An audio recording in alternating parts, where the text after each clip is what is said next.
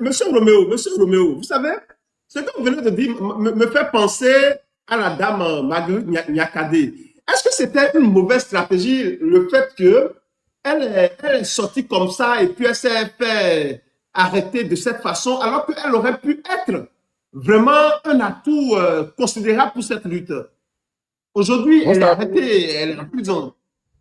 j'ai suivi son arrestation en direct, mais je vais vous dire que c'est de la naïveté. Mais c'est normal, parce qu'elle a fait un système Godio. Vous comprenez? Elle a été ministre, elle a été proche d'un système Godio. Si en lieu et place de cette dame-là, le privilège dont elle bénéficie, c'est M. Rabia qui bénéficiait de ça, lui, il allait réussir son coup. Et en fait, il y a ce qu'on appelle les personnes d'atout. Je vous ai parlé de quelqu'un maintenant qui était parti automatiquement en exil à la mort du papa Yacine Bey.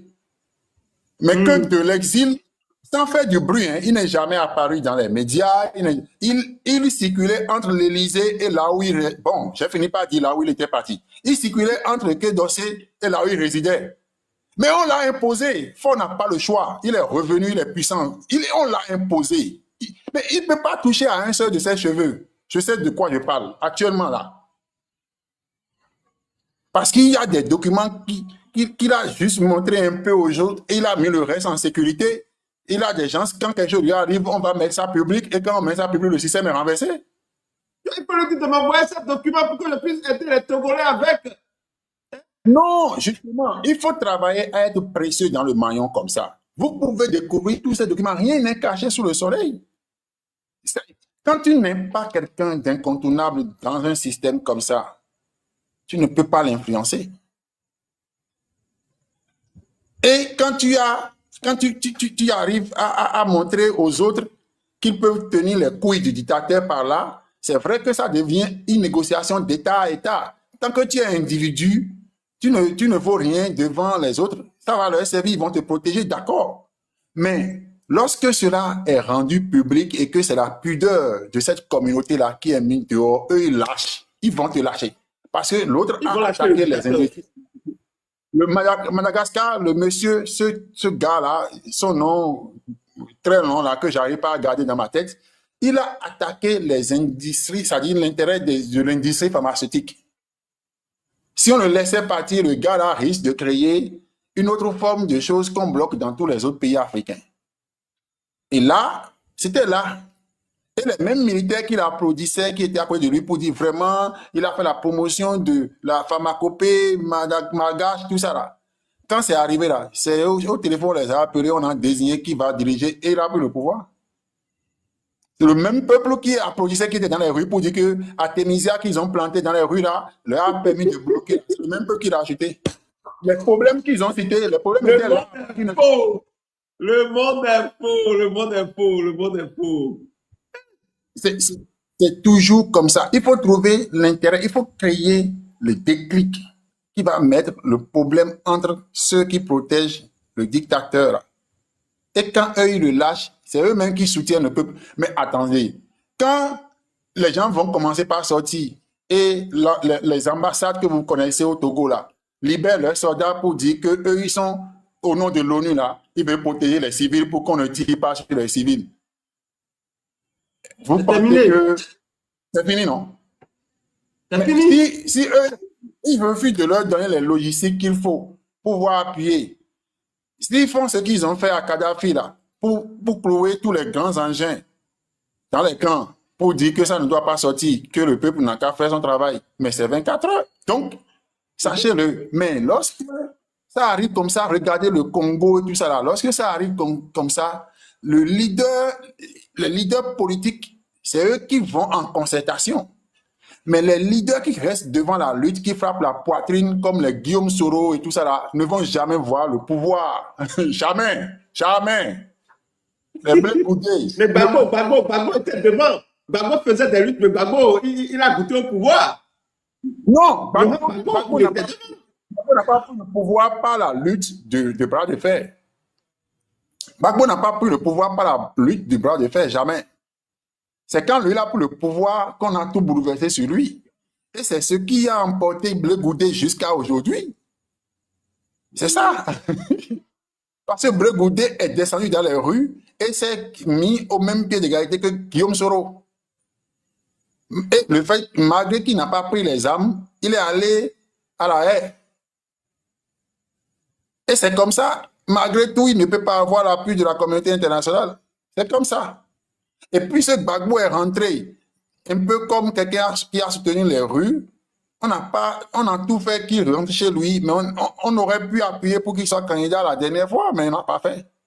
Parce que quand tu rentres dans ce tambogrio-là, le système ne te porte pas. Et le discours de Gbagbo dénonce déjà le système. Le système de Gbagbo montre que c'est ce que les autres n'aiment pas, ça. Alors que pour mener à bien la lutte, vous avez besoin d'eux. Ça, c'est clair. Ça.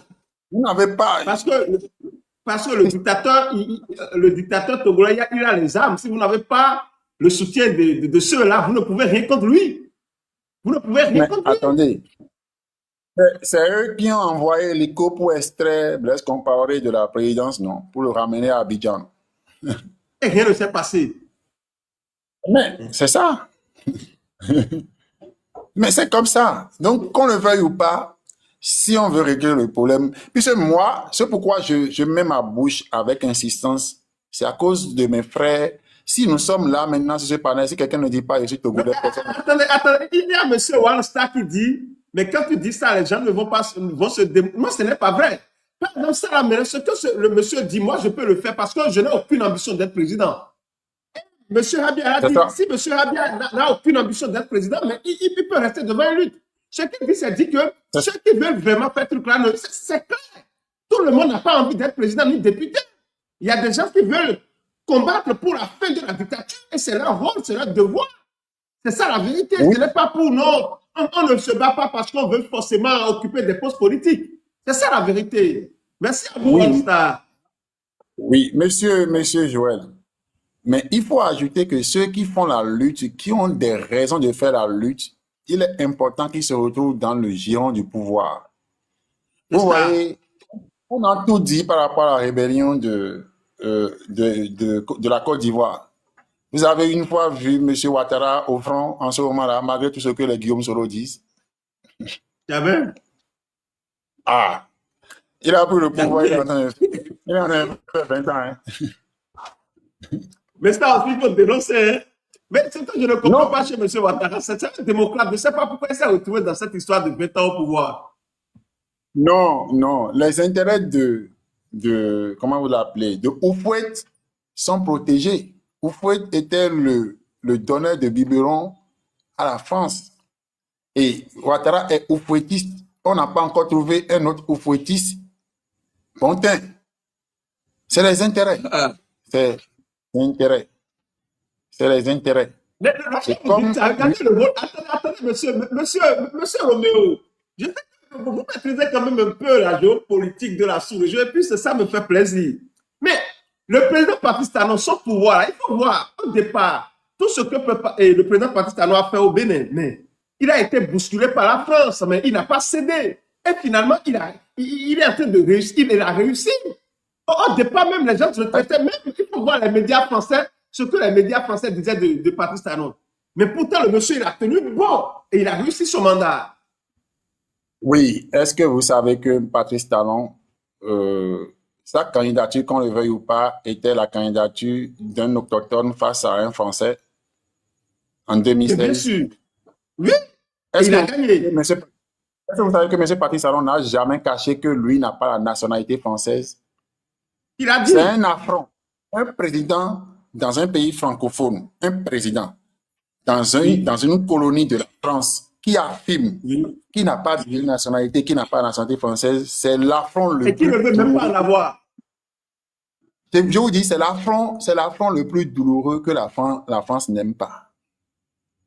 Donc, quelqu'un qui a parlé de rupture et de nouveau départ et qui a travaillé à transformer dans la profondeur par des réformes d'abord, par des réformes et restaurer l'authenticité de l'image Bénin au point où nous vendons la marque Bénin, monde de splendeur. Il a été combattu, mais ce que je veux vous dire, il faut voir, M. Patrice Talon, il s'est détaché pourtant des intérêts français, il a protégé les intérêts du Bénin, mais il ne lui a pas fait quelque chose, il est en train de finir son mandat, ils n'ont pas réussi à l'enlever, parce que le peuple a choisi.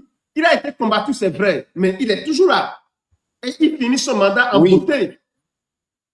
Mais vous savez pourquoi il finit son mandat en beauté?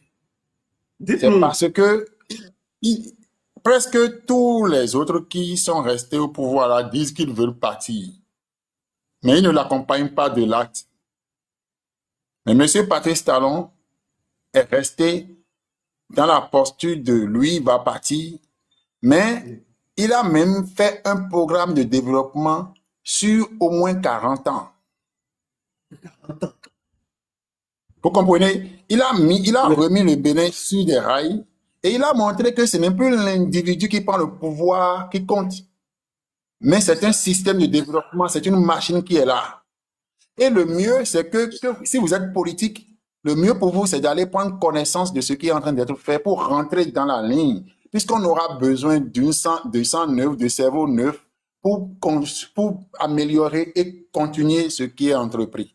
Donc, le Bénin a quitté les rails de... C'est finalement qui est en train d'occasionner la fin du parti politique Les Démocrates. Mais est-ce que c'est cette dynamique qui est en train d'occasionner la fin de ce parti-là? Quand on crée un parti politique, c'est pour faire des offres politiques et gagner le pouvoir et l'exercer, n'est-ce pas? Oui. L'offre politique de Patrice Talon, il n'y a plus mieux ailleurs. Quelle offre on peut faire face à ce que vous avez vu Bénin 2060 à l'AFIA, par exemple? Quelle offre on peut vous faire qui sera mieux que ce qu'on a là, si la personne n'est pas intellectuellement malade? Et si vous les écoutez, s'ils veulent dire quelque chose, c'est prisonnier politique. Ils ne peuvent plus dire que le développement, c'est qu'eux, ils vont faire autrement. Donc, face à ça, ceux qui n'ont plus de contenu pour vendre, pour donner d'autres offres politiques, ne peuvent que rentrer dans les rangs. Et là, moi, je dis, c'est une manière d'éclater là-bas et de rentrer dans les rangs. On ne leur dénie pas, c'est d'ailleurs parce qu'ils sont intelligents, ils sont des intellectuels, qu'ils ont compris que le meilleur est déjà proposé dans Bénin à l'AFIA 2060. Donc, pour ça, à quoi ça va servir de créer un autre club électoral? Si le Bénin s'est doté... Attendez, monsieur Roméo, bonsoir à vous, mais comment nous allons faire pour que cette dynamique également puisse tomber au Togo, arriver au Togo? Je veux que le Togo...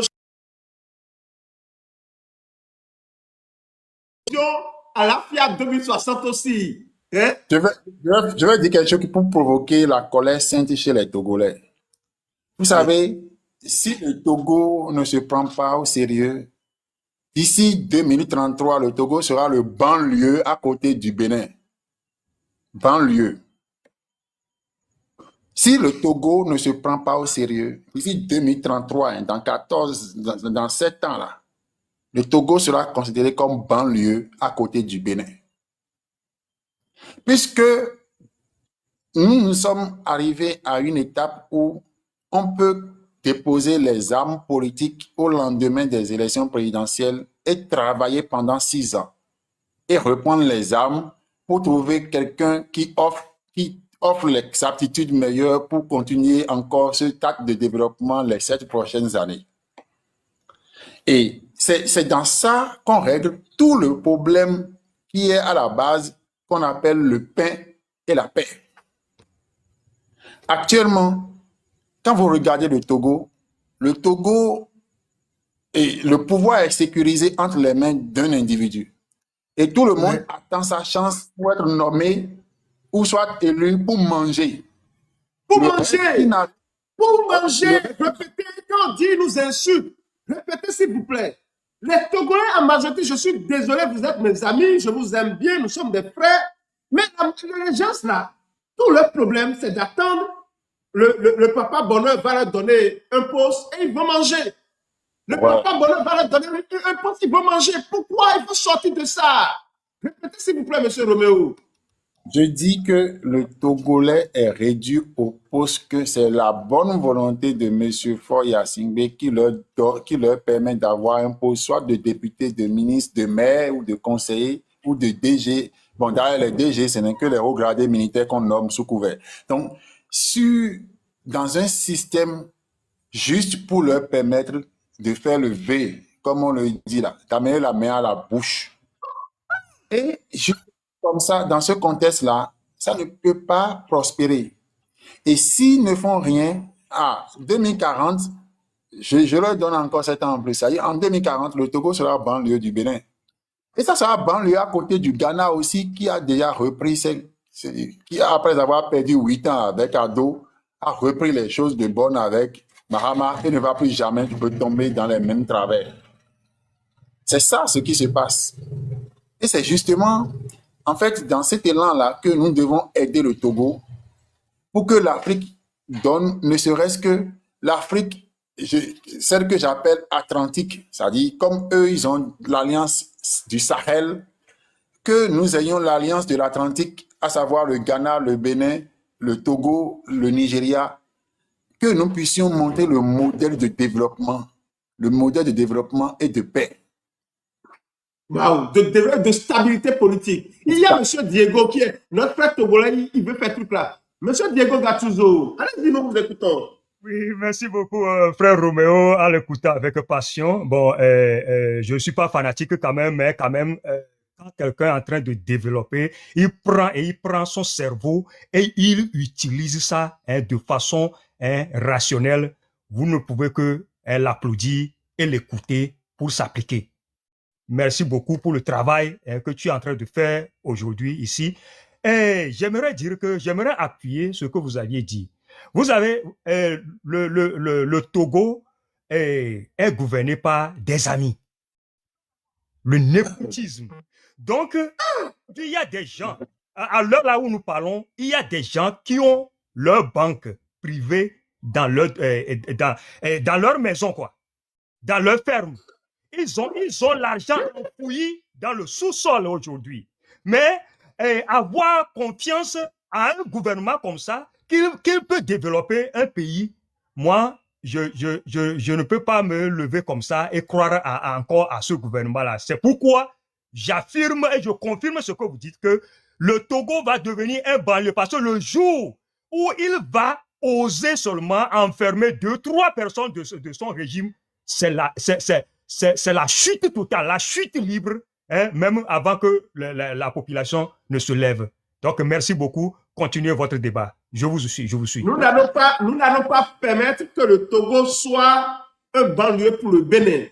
Nous allons travailler, nous allons tous nous développer ensemble pour soulever notre Afrique. C'est pour ça que, chers amis, ne croyez pas que nous sommes contre Jean-Pierre Faure ou bien nous sommes contre quelqu'un. Nous, ce que nous voulons, c'est la fin de la dictature, c'est le changement. Et nous demandons à tout le monde de se retrouver dans cette dynamique-là. Nous devons travailler pour changer ce pays, pour mettre fin à cette dictature, à cette situation qui a trop duré. C'est notre engagement pour notre Afrique. Monsieur Roméo, allez-y, nous vous écoutons. Je remercie sincèrement M. Diego et avouons que je n'ai pas le cœur pour supporter non plus des compliments souvent. Hein. Ça me déstabilise. Et je crois que c'est quand même des vérités qui s'imposent à nous. Et avoir le courage de le dire, c'est des choses, c'est la moindre des choses. Et quand je parle, vous savez, vous convenez avec moi que je traverse régulièrement le Togo. Et donc, pour aller au Ghana, puisque en un mois, je fais mes allers-retours toujours au Ghana, Accra, Cotonou. Et je n'ai jamais pensé un instant que ce que nous aurions voulu qu'il se passe au Ghana comme développement, et que nous rêvons et que nous voyons déjà la lueur et même des preuves de cela au Bénin ici, que le Togo reste sans bénéficier de ça. Quand je dis que si on ne fait rien, le Togo risque d'être le banlieue, mais ça va aussi nous enquiquiner pour traverser le Togo et aller au Ghana, même si c'est en 1 heure de temps, on arrive à le faire en voiture. Lorsque les choses vont se dégringoler, ça va nous coûter cher de quitter le Bénin pour le Ghana. Et donc, on n'a pas intérêt. C'est c'est-à-dire d'où tout le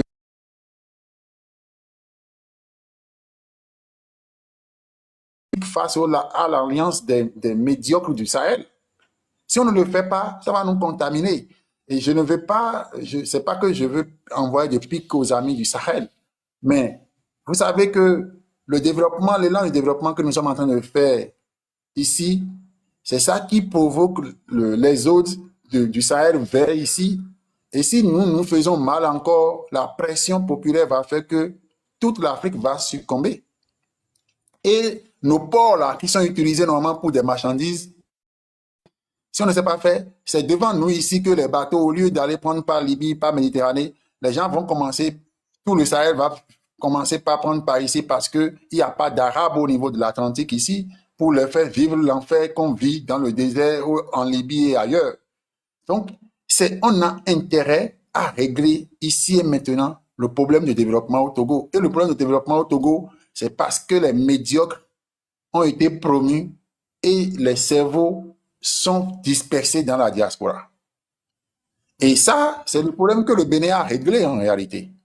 En 90, c'est le problème que le Bénin a réglé et jusqu'à aujourd'hui, on est passé à une autre étape qui est l'union nationale autour de l'essentiel, l'unique nécessaire, qui est de voir le Bénin se développer. Non, non, non, non, non, non, non. Vraiment. Merci, merci. Merci au peuple béninois. Merci Voilà, au peuple mais béninois. le peuple togolais a l'obligation de sortir son état de l'ornière. Vous savez, j'ai l'habitude de dire quelque chose. Vous savez que M. Faure Gnassingbé n'a pas de dauphin. Actuellement, lui-même a peur. Dans son système, regardez bien, il n'a pas quelqu'un à qui il peut librement passer le pouvoir si entre-temps sa santé lui faisait défaut. C'est ça. Il gouverne comme, après moi, c'est le déluge. Mais regardez le tableau contraire. Regardez en matière de compétences dans la mouvance présidentielle au Bénin. Vous voyez, si M. Ouattara est fini, ou s'il décide de s'arrêter, vous voyez la compétence derrière, vous voyez ceux qui sont prêts à relever le défi, vous voyez tous ceux qui se forment et qui sont là, vous voyez le niveau de débat en matière politique ici. Or, quand vous prenez les Togolais, moi, je vous ai dit que je travaille, je suis avec des Togolais. J'ai cité des noms ici que j'ai perdus. Mais vous voyez les Togolais en affaires, en réflexion, c'est des personnes. Bon, je vais même faire une petite parenthèse. L'école d'architecture pour l'Afrique, là, c'est où? C'est au Togo. Et quand on parle aujourd'hui du cerveau que nous avons, on vient de lire un nouveau maire pour Cotonou. C'est Ifi, mon patron. En 2006, j'étais son stagiaire, j'étais son employé en plus par la suite, Monsieur Luc Yankadja. C'est un architecte urbaniste. Et il était premier de sa promotion, mais c'est au Togo qu'il a été formé. Ah bon? C'est au Togo qu'il a été. Oui, bien sûr, il a fait Yamo au Togo. D'abord, si vous voyez ce qu'est au Togo, là, la compétence, vous allez voir la pépinière de l'intelligentsia au Togo. C'est parce que le médiocre, le nul, a pris le leadership et au lieu d'avoir l'humilité de confier le pouvoir aux compétents, non. Il a été dans un système où les médiocres ont été cooptés. C'est le tout contraire de Patrice Talon. Chez Patrice Talon, il ne faut quand même pas la compétence. Même si tu es son ennemi et que tu démontres les compétences, il t'appelle. La preuve, c'est de façon spectaculaire. C'est de façon spectaculaire. Devant toute la jeunesse au palais, j'étais présent quand il demandait à Mitokwe de rentrer dans les rangs. Malgré qu'il soit l'opposant acharné. C'est devant tout le monde ici, il demande à Boni Yahi de revenir, qu'il a envie que les deux se mettent ensemble pour désigner le prochain candidat. Mais attendez, Paul, là, ceux qui l'entourent, là, s'ils sont intelligents, là, en tout cas, ils le sont, hein. Comme je vous ai dit, beaucoup sont nommés, surtout ministres et autres, ne sont pas d'accord. Et c'est parce que aucune institution internationale n'est prête à les accompagner maintenant parce que le deal est scellé. Dénoncer les deals, dénoncer les accords, retrouver les accords, dénoncer à la lumière de comment ça se fait à la communauté internationale.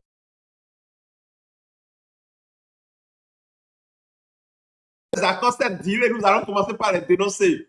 Voilà. Je suis à fond. Je suis à fond avec le peuple togolais.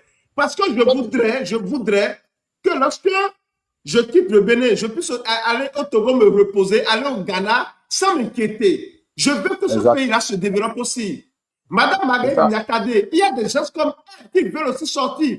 Mais nous leur demandons de ne jamais faire les mêmes erreurs que Madame Marguerite Niakade. Nous devons œuvrer pour que cette dame puisse sortir, c'est clair. Nous devons œuvrer pour que cette dame puisse sortir de la prison. Mais nous ne devons pas aussi faire les mêmes erreurs qu'elle. Parce qu'il faut déjà avoir une protection, c'est-à-dire une dynamique avant de faire ce genre de choses. Sinon, vous le faites, le régime va vous prendre rapidement, c'est fini. Puisque le peuple n'est pas encore préparé pour vous soutenir. Le peuple n'était pas préparé pour vous soutenir, pour vous accompagner. Donc, chers amis, nous allons travailler. Il y a M. Ablodé qui est là, il y a M. le messager qui est là. Nous allons leur donner une minute de trucs là, et puis voilà. M. Ablodé Kanivi. Oui, Joël, bonsoir à tout le monde, bonsoir frère Roméo.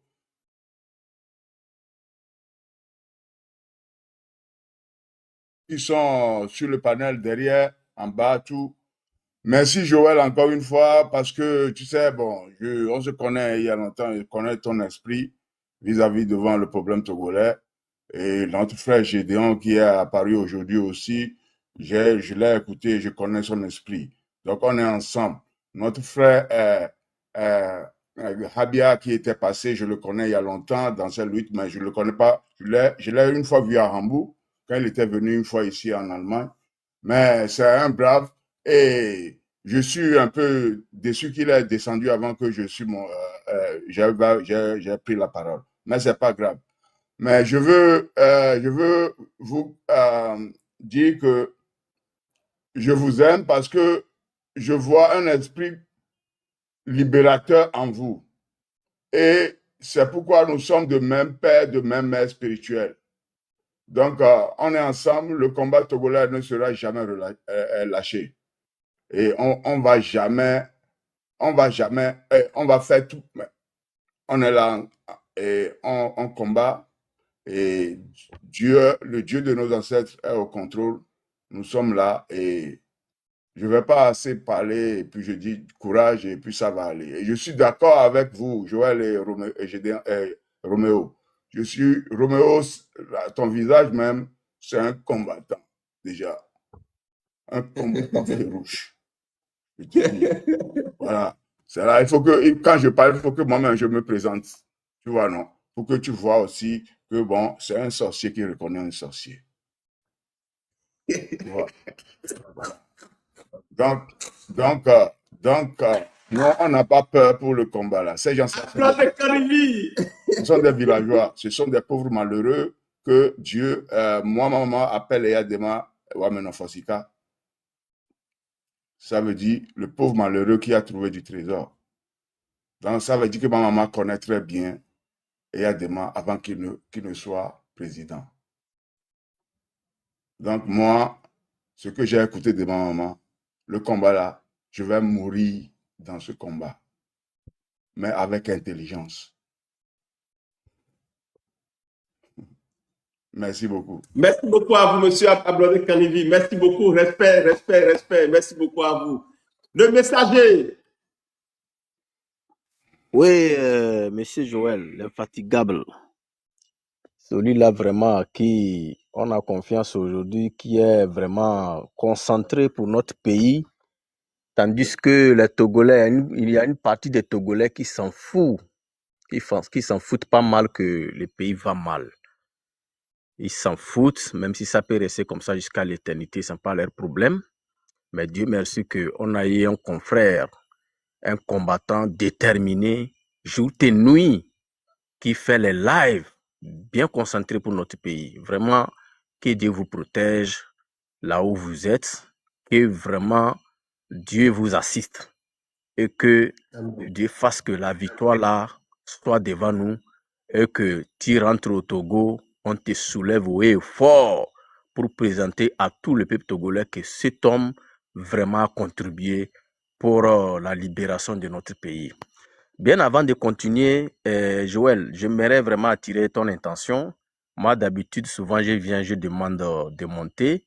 Et je n'ai pas souvent accès. Bon, pas accès parce que tu refuses, mais je n'arrive pas à monter. Je demande. Des fois, je fais les messages jusqu'à fatiguer, jusqu'à je pars. Parce que moi qui te parle aujourd'hui, je suis un réfugié politique. Et puis, je connais bien l'ANC. J'étais un militant de l'ANC. Donc, je connais ce monsieur qu'on appelle Jean-Pierre Fabre. C'est pour cela, quand tu allumes le live et que tu affiches Fabre et Fort, j'ai envie de monter et essayer de les défigurer un peu. Vous voyez, non? Donc, j'aimerais te supplier, si au cas où tu es en live et que tu vois le messager qui te demande la main de monter, de faire tout possible pour me faire monter. Et puis, ce n'est pas la première fois que je monte sur ton live. À chaque fois, je ne fais que monter et intervenir. Monsieur Fabre, moi, je ne suis rien, je ne suis absolument rien. Mais Dieu me l'a présenté de loin. Je l'ai vite connu. Même étant au pays, je l'ai vite connu. Et quand je parle de lui, les gens prennent ça en mal. Les gens croient que c'est pour le dénigrer ou bien le diffamer. Mais moi, je l'ai vite connu. Je l'ai connu à partir de 2015. Les élections présidentielles de 2015 que j'ai commencé à l'étudier. Et par la fin, j'ai su que c'est un faux type. C'est un marmailleur. C'est quelqu'un qui est corrompu. C'est quelqu'un qui nous manipule pour son propre intérêt. Parce que si je dis j'étais militant de ANC, moi je suis du Nord. Quand M. Fabre arrive au Nord, l'hôtel dans lequel il dort, c'est nous qui le veillons. J'ai fait partie de son sécurité au Nord. Quand il arrive, c'est nous. J'ai failli être enfermé à cause de lui. Il y avait un jour, il était venu, il voulait rentrer à l'hôtel, on l'a accueilli. Des fois, quand il arrive, on doit vraiment, ça devient une fête dans notre ville. On doit faroter avec lui, le faire le tour de la ville, tout le monde est content, jusqu'à ce qu'on l'amène à l'hôtel. Donc un jour, j'ai failli être enfermé à cause de lui parce que les jours-là, il y a un titaman qui fonçait dans la population. Au même moment que moi, j'ai fait partie de la sécurité de M. Jean-Pierre Fabre. Donc, quand le titan insistait, il y avait les policiers qui sont des... Bon, quand ils viennent, si c'est l'opposition, ils sont un peu loin. Ils ne se mélangent pas pour se battre comme si on voit quand leur parti de soi-disant fort INIR arrive, on voit comment ils s'entretuent pour dégager, pour mettre de l'ordre. Mais quand si c'est l'opposition, ils se mettent de l'écart, ils sont un peu loin, souvent sous les arbres, un peu loin. Donc, le titaman, on les stoppe, il refuse, il insiste à passer. Or, il y a du monde sur la route. C'était devant l'hôtel. Moi, je suis sorti, j'ai tapé sur, comment l'appelle-t-on, devant le véhicule, en lui disant, mais tu as quel problème quand on te dit, tu insistes à foncer dans la population. C'est d'où il y avait un vice, comment l'appelle-t-on, commandant de la gendarmerie, qui est venu vers moi. Moi, je ne savais pas parce qu'il était en civil. Il commence à crier sur moi pourquoi je tape sur le camion.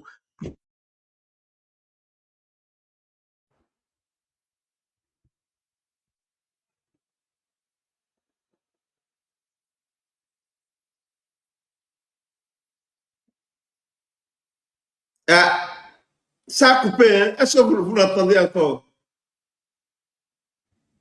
Le messager, vous n'êtes plus en ligne. Le messager, vous n'êtes plus là. On ne vous entend plus. Ah, il est descendu. C'est sûr que c'est sa connexion. En tout cas, merci, Monsieur Never. Oui, permettez-moi de prendre la parole très rapidement et chuter pour pouvoir me reposer demain. Monsieur Romeo, Oui, effectivement, nous sommes pratiquement à la fin, donc je vais vous demander 1 minute pour permettre à notre invité spécial, Monsieur Romeo, de faire la conclusion. On va continuer demain. D'accord. Monsieur Romeo, je vous remercie beaucoup. Moi, je n'ai pas l'habitude de vous voir parler sur les panels. C'est pour la première fois. Et je pense qu'à vous écouter, c'est vous avez su rester silencieux à vous écouter. Vous avez dit beaucoup de choses et puis voilà. ça ne reste qu'à nos frères togolais de prendre leur destin en main et de se réveiller de leur sommeil. Et je vous remercie également, je remercie également Monsieur Joël pour tout. Et je vous dis, je vous souhaite agréable nuit et on se revoit après. Merci beaucoup à vous, monsieur Never. Merci beaucoup. Merci à vous. Alors, monsieur Roméo, allez-y pour votre conclusion. Je fonds en gratitude pour vous, Monsieur Joël. Toute ma gratitude pour cette lutte pour l'humanité que vous faites. C'est vrai qu'on va citer Togo, mais c'est une lutte pour la dignité de l'humanité. Et quand on parle de l'humanité, c'est et les ancêtres qui nous ont précédés, et les vivants, et les futures âmes à former en chair. Et donc, croyez-moi, moi, je suis un dévot des âmes du purgatoire, ce que nous pouvons appeler dans un langage terre à terre nos ancêtres défunts. Et je crois que tous ceux qui ont semé de leur vie dans cette lutte pour la libération de l'Afrique en général, Olympio, Kwame Nkrumah, Thomas Sankara et tous les autres, et ceux qui ont semé de leur vie par la répression sanglante du tyran dictateur togolais, tout leur souffle, toute leur espérance de vie et leur énergie qu'on leur a arrachée, Dieu saura faire en sorte que cela nous soutienne dans cette lutte, pour qu'ils intègrent efficacement dans le monde spirituel, pour que nous ayons les forces physiques et mentales d'aider à ce que ce peuple qui croupit, leurs parents et autres qui croupissent encore dans les geôles de la dictature puissent trouver la liberté. Sur ce, je remercie mon grand frère Diego, je remercie le grand frère c'est Abiodé. Ablode Kanivi. Je remercie aussi notre grand frère aîné, le président Rabia, qui est déjà parti pour un rendez-vous. Je vous remercie très sincèrement aussi, monsieur Never Give Up. C'est notre devoir. C'est un devoir de l'humanité. Chaque fois que l'occasion se présentera et la disponibilité et les dieux de la technologie seront avec nous, je serai présent à côté de monsieur Joël dans cette lutte pour que nous puissions la mener jusqu'à la victoire. En tout cas, je sais une chose, si je m'engage dans une lutte, elle est toujours couronnée par la victoire. Ça, je n'ai pas de... Vive le Togo nouveau, chers amis. Amen, Merci. amen. Je n'ai pas de doute par rapport à ça. Et donc, chers amis dans la diaspora, vous retrouverez la terre togolaise en paix, vous reviendrez au pays et il y aura une fête, une grande apothéose. Et surtout, faisons-le intelligemment parce que quand ça va tomber dans la main des militaires opportunistes, ce serait encore comme ce que vivent nos amis du Sahel. Je vous le dis, nos amis du Mali, du Burkina et du Niger, ce qui était, par exemple, le gars du M62 au Niger, vous ne le voyez plus, alors que c'est ceux-là qui avaient été emprisonnés sous Bazoum, c'est ceux-là qui avaient crié qu'il fallait être démocrate. Mais le tyran Tiani gréco-romain, là, l'a encore enfermé. Il a poussé. Vous voyez, vous allez au Mali, je prends camarade Le Ben, ceux qui ont lutté véritablement avec Maïga, ils sont où? Ils sont en prison. Vous allez au Burkina Faso, le balai citoyen qui a fait la lutte, les Inama Ramzan et autres, ils ont été envoyés au front, réduits au silence. Le balai citoyen est disloqué. Les Samska, le Dja, les Bayala et autres, là, soit vous acceptez de chanter la louange de la dictature ou vous êtes brisés. On ne peut pas faire la même erreur au Togo. Je vous en prie. On ne va pas arracher le pouvoir des mains de Fort Yassingbe et remettre ça à un Yassingbe fort. Je vous en prie. Et donc... Merci beaucoup à vous. Merci à vous. Merci beaucoup, chers amis. Ainsi, nous mettons fin au live de ce soir. Et on se dit à tout à l'heure. Merci beaucoup à vous, monsieur Roméo, de nous avoir accompagnés. Merci à vous, Diego Gattuso, Ablode Karivi, monsieur Yatepe et tous ceux qui sont dans les commentaires. Madame Yonada, merci beaucoup à vous, Jumeau et monsieur Rabia Nicodème. Ce fut vraiment un plaisir de nous, d'avoir partagé un instant avec nous. Zaga Bambou 7. C'est quoi? Non, non, ça, ça, c'est un autre compte. C'est pas Zaga même. Ah, monsieur Zaga, comment ça? Vous êtes là? Attention, Zaga, est-ce que Zaga est là? Ah, attention, on ne peut pas arrêter. Mais, Monsieur, reprenez-nous, reprenez-nous. Ah, mais, il est là. Là, si Zaga est là. mais qu'est-ce qui s'est passé? Aïe, aïe, aïe, aïe, aïe, aïe, aïe. Quand je fous, il est là, on ne peut pas arrêter. Ah non, non, non, ça c'est un combattant. Zaga Bombo. Oui, mon frère. Dis-moi, dis-moi. Ah, J'ai pas vu le live, je viens juste de rentrer. Qu'est-ce qui s'est passé? ah bon? Oui. Ah, c'était quand même très intéressant. On a vraiment, on a décortiqué le problème togolais. Et M. Rabia était là aussi, c'était très intéressant. On a décortiqué M. Roméo Aïssegbe, je ne sais pas si vous le connaissez ou bien si c'est la première fois. Est-ce que vous le connaissez? Je l'ai déjà vu sur le méta. Ouais. Ok, d'accord. Donc, il nous a aidé à comprendre certaines choses dans la lutte togolaise. Je vais faire le résumé très rapidement. Il a dit en réalité, le problème du Togo, c'est que Faure Gnassingbé, il est bon avec tout le monde, c'est-à-dire les multinationales, les entreprises multinationales qui utilisent le port de Lomé, qui bénéficient des avantages du Togo au détriment du peuple togolais. Et ces multinationales sont européennes et américaines, pour la plupart, peut-être maintenant chinoises ou encore russes. Et comme ça, si le peuple togolais ou la diaspora togolaise veut vraiment agir, il faut mettre en mal leur partenariat, leurs accords. C'est-à-dire, faire tout pour démontrer leur manigance. Tout ce qu'ils bénéficient, là, les accords qu'ils ont signés avec Faure Gnassingbé pour le protéger, il faut les dévoiler au grand jour. Et lorsque nous les dévoilons au grand jour, ils seront obligés de lâcher Faure Gnassingbé. Le jour où ils vont le lâcher, c'est que vous allez voir que le langage de France 24, RFI, à propos à l'endroit de Faure Gnassingbé, ça va changer et ils vont le lâcher et on pourra assister à ce. Mais il a insisté que nous devons faire beaucoup attention pour que la victoire ne soit pas volée au peuple togolais. C'est-à-dire ceux-là qui sont à la diaspora aujourd'hui, qui travaillent, il faudrait qu'ils soient très vigilants pour qu'au moment opportun, on ne vole pas la victoire du peuple togolais au peuple togolais. C'est-à-dire, nous allons quitter un Faure Gnassingbé pour un Gnassingbé fort. Vous comprenez déjà. Donc, le débat a été vraiment houleux. Voilà. Aïcha, bonsoir à vous. Et comme vous êtes là, je ne sais pas si vous avez compris ce que je viens d'expliquer. Non, mais j'ai bien compris, c'est ça la vraie vérité. Il y a tous ces partenaires de l'Occident, comme tu dis, des États-Unis ou la France ou l'Europe, tout ça. Il y a ça qui est la base aussi, qui donne vraiment une grande force à Faure. Et il y a aussi les liens de sang entre les Togolais eux-mêmes. Tu sais, il y a beaucoup de Togolais qui n'aimeraient pas voir Faure Gnassingbé partir. Je vous dis la vérité. Là, je ne parle pas de la majorité, je parle des petites familles bourgeoises qui se sont accaparées du pouvoir depuis, qui sont avec le pouvoir. OK?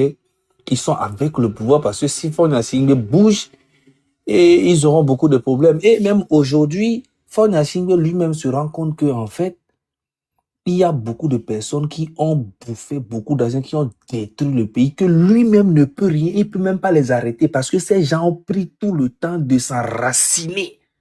C'est que si aujourd'hui lui-même, il veut les combattre même, c'est comme s'il se coupait lui-même sa jambe. C'est comme s'il coupait sa racine lui-même. Donc maintenant, il est peut-être en train de mettre des cellules en place pour contrôler en fait ces gens-là qui sont encore plus puissants que lui dans le pays. Il le sait. Oui, il le sait. Il le sait très bien qu'il y a des gens qui se préparent au cas où il doit partir, c'est eux qui vont prendre le pouvoir. Il le sait très bien. Il n'est pas bête. Il sait que les ADJ, tout ça sont prêts pour lui. Il sait que le jour qu'il a un petit problème là, il le sait. C'est toute sa famille qui va payer les pots cassés. Et c'est pour ça que moi je dis, ils sont rentrés dans l'opposition, ils ont fait des enfants dedans. Ils sont rentrés dans les familles de l'opposition, ils ont fait des enfants dedans. Il y a des liens de sang. Et c'est pas pour rien que Savi Tove est président honorifique. Ok? Et en même temps, quand tu vois la route qui mène pour aller dans le village de Savi Tove, c'est catastrophique. Ce qui veut dire, c'est en fait, le Togo, aujourd'hui, Faure Gnassingbé, en fait, il a compris que, en fait, il est vraiment dans un trou noir pas possible. Il le sait. Et il sait aujourd'hui que le peuple est légitime depuis des années. Tu vois, il le sait. Et quand le peuple se lève, bah, en fait, on les massacre, on les tue, et le peuple a peur. Sauf que la pauvreté et les maladies et le manque de moyens tuent beaucoup plus de Togolais que les manifestations. C'est ça que les gens ne comprennent pas. Ils disent non, on a peur de sortir. Mais à moi, les coups tous les jours, l'accident, et fou, non, les villes, l'accident, à moi, les coups tous les jours, des milliers de personnes par jour au Togo dans les accidents. On ne peut pas compter. Les motos, les trucs comme ça. Et voilà. C'est là que moi, j'accuse le peuple aussi.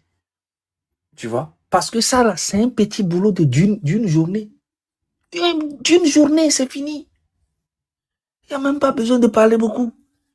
Une journée, le peuple se met dehors, c'est fini. Le peuple sort du séquencé jusqu'à Lomé, c'est fini. Personne ne peut rien faire. Parce que Faure Gnassingbé, il sait très bien qu'il a échoué. Aujourd'hui, peut-être que il essaye de vouloir faire un peu, de réparer les choses très rapidement, mais ça ne peut pas aller rapidement. Parce que déjà, même dans ça, les gens avec qui il veut faire ça ne sont même pas sincères. Et lui-même, il n'est pas sincère. Ils sont jamais sincères, en fait. Pourtant, les Togolais ne sont pas compliqués. Togolais aujourd'hui, là, tu imagines que les gens, on leur demande qu'est-ce que vous voulez qu'on fasse pour vous. Sur la route de Savi Tove, tu sais ce qu'ils ont dit? Ils ont dit non, ils n'ont qu'à juste venir et réparer les trous qui sont sur la route.